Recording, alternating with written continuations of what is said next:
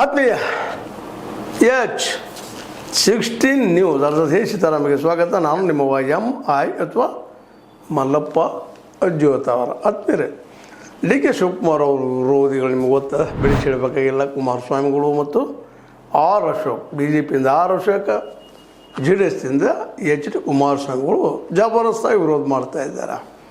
ಅದರಲ್ಲೂ ವರಿಷ್ಠರ ಮನೆ ಬಾಗಿಲು ಕಾಯುವ CM ಅಂತೇಳಿ HD ಕುಮಾರಸ್ವಾಮಿಗಳಂತೆ ಲೇವಡಿ ಮಾಡ್ತಾಯಿದ್ದಾರೆ, ವ್ಯಂಗ್ಯ ಮಾಡ್ತಾಯಿದ್ದಾರೆ. ಇನ್ನು ಇವರಂತೆ ಆರ್ ಅಶೋಕ್ ಅವರು DK ಸಂಪುಟದಲ್ಲೇ ಭ್ರಷ್ಟಾಚಾರಿಗಳಿದ್ದಾರೆ ರೀ, ಇವ್ರೇಗೆ ಭ್ರಷ್ಟಾಚಾರ ಕೊಡಿಸ್ತಾರಂತ ಇವರು ಆರೋಪ ಮಾಡ್ತಾಯಿದ್ದಾರೆ. ಇವೆರಡಕ್ಕೂ ಏನು ಉತ್ತರ ಕೊಡ್ತಾರೋ ಗೊತ್ತಿಲ್ಲ.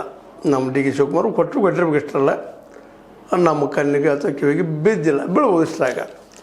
ಯಾಕೆ ಈಗ ನಾವೊಂದು ವಿಡಿಯೋನು ಮಾಡಿಬಿಟ್ಟಿದ್ದೀವಿ.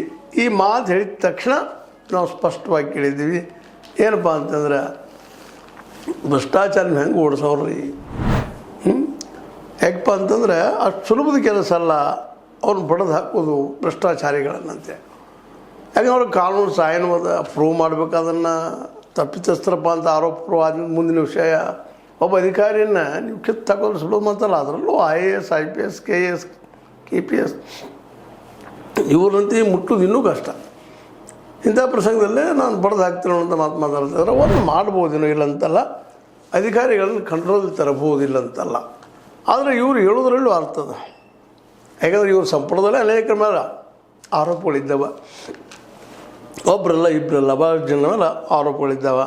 ಏನಪ್ಪ ಅಂತಂದ್ರೆ ವಿಶೇಷವಾಗಿ ವಾಲ್ಮೀಕಿ ನಿಗಮ ಆಗಿರ್ಬೋದು, ಮುಂದೆ ಬಡವರ ಮನೆ ಹಂಚಿಕೆಯಲ್ಲಿ ಆಗಿರ್ಬೋದು, ಕಾರ್ಮಿಕ ಇಲಾಖೆ ಆರೋಗ್ಯ ಕಿಟ್ ಕೊಡೋದ್ರಲ್ಲಿ ಆಗಿರ್ಬೋದು, ಚೆಕ್ ಬೌನ್ಸ್ ಪ್ರಕರಣ ಆಗಿರ್ಬೋದು, ಈಗ ಅನೇಕ ಕಾರ್ಯಗಳು, ಅನೇಕ ಈ ಒಂದು ಆರೋಪಗಳಿದ್ದಾವೆ.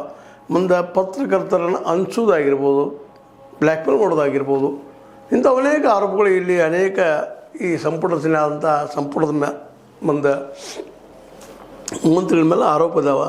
ಮತ್ತು ಇಂಥವ್ರು ಇಟ್ಕೊಂಡು ನೀವು ಏನು ಮಾಡೋಕ್ಕೆ ಸಾಧ್ಯ ಅನ್ನುವಂಥ ಮಾತನ್ನು ಆರ್ ಅಶೋಕ್ ಅವರು ಹೇಳ್ತಾ ಇದ್ದಾರೆ. ಅದೇ ರೀತಿಯಾಗಿ ನಮ್ಮ ಕುಮಾರಸ್ವಾಮಿಗಳು ಸಹಿತ ಸಾಣದಾಗಿ ಬಿಟ್ಟಿಲ್ಲ, ದೊಡ್ಡ